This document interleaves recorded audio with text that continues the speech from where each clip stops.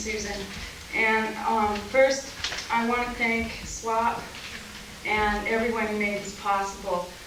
Not just because I think it's an important topic for us to take a look at women who have made our history, but also for the opportunity for me to pay tribute to my grandmother. I'm not really a great public speaker, but it's important to me, and I'm going to do the best I can. If I trip over my tongue a few times, I know you'll understand. First of all, I know one of the first things people ask me when they see my grandmother's name is they say, Tid, what does that mean? And I never knew until a couple of weeks ago when my dad gave me some notes for tonight that when she was a little girl, there was a cartoon character named Tommy Tiddlymouse. And it was a lively little mouse that ran around. And apparently her father, it just struck a note with him, and he used to call her Tiddly. So it stuck and became shortened to Tid, and now she's Tid Casey. I have her history here, and I'd like to read that to you. Beatrice Vivian arrived in King City at the age of 4 in 1901. The family came from Niles, California, and Tid was the youngest of 2 daughters of Fred Vivian, who founded the King City Wrestler in 1901.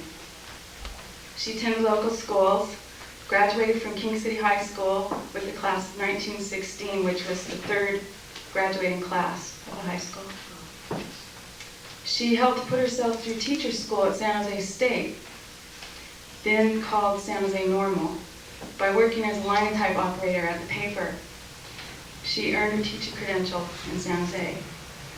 Her first teaching job was at the California State School for the Blind in Oakland, where she started the first kindergarten for the blind, and to do so, she became proficient at Braille. In King City in 1924, she founded the first kindergarten for King City Elementary School and was its first teacher. She continued to teach school, mostly as a substitute teacher after her marriage to Harry Casey, then a Long Valley rancher and cattleman. Her son, Harry Jr., my dad, now publisher of The Rustler, was born in 1925. Beatrice taught Americanization classes at King City Night School. Among her first pupils to earn citizenship was Emilio Puzzi, then 18 and just over from Switzerland. She continued to substitute teach at King City Elementary. She taught classes in which her son Harry was a member, and later taught each of her grandchildren. I remember that well. It was just a little aside, it was really neat to have your grandmother be a teacher, but it was also embarrassing too. Sorry about that, Grandma. She's going to hear this later. In later years, she taught primarily at San Lucas School and continued to substitute there until she was 70 years old. Throughout her life, she wrote magazine articles, children's stories, and a historical novel, which was published as A Stranger Came to the Lucias. This novel was based on history of the Jalón region and on historical data gleaned from her study of Mission San Antonio, much of it from the documents written in the original Spanish. Beatrice researched this from the Franciscan archives at Mission San Diego. She spoke and read Spanish. She became interested in the Jalón Mission San Antonio area as a young girl when the family stayed at their summer camping spot on the San Antonio River. They entered through the Avila Ranch to reach the forest and became friends with the family at Salsapuedas.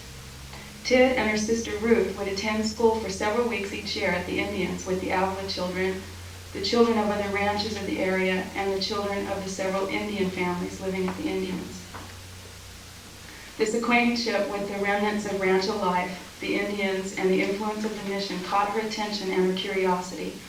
She became a student of mission history, particularly San Antonio, and of life in the Lucias, from the days of Portola and Serra to the turn of the century.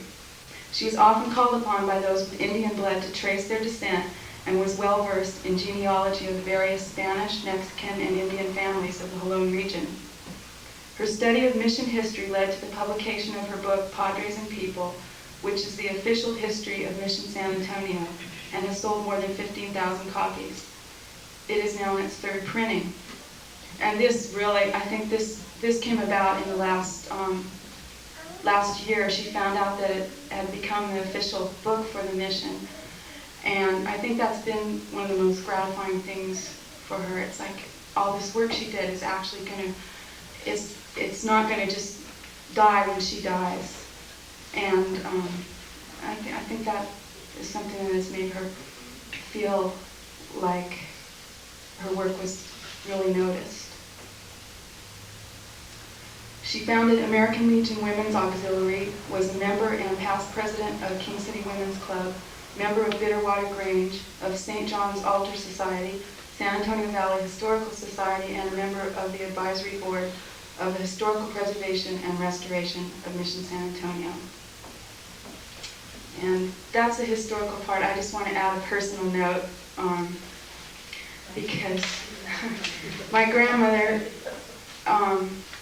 is not only my grandmother, but she's become my friend.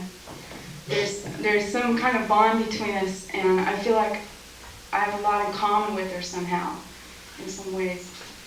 And these are just some of the things off the top of my head that I thought of.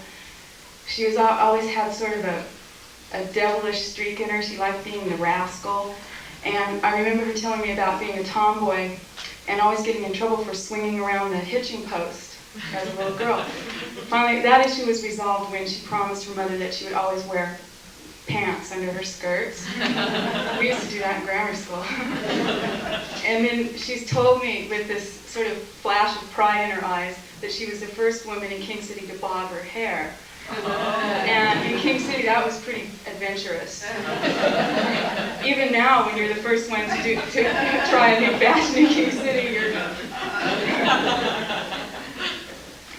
and it was this kind of spirit, I think, that maybe underlies some of the women's movement in general. In a time when it was difficult for women to step out of their roles as a wife and mother, my grandmother managed to make some meaningful contributions in the fields of education, art, and history. Sometimes I get the impression that it was not condoned for a woman to do some of the things she did. But because of her work and the work of many who came before us, we are able to have the freedom to do these things today. So I thank her.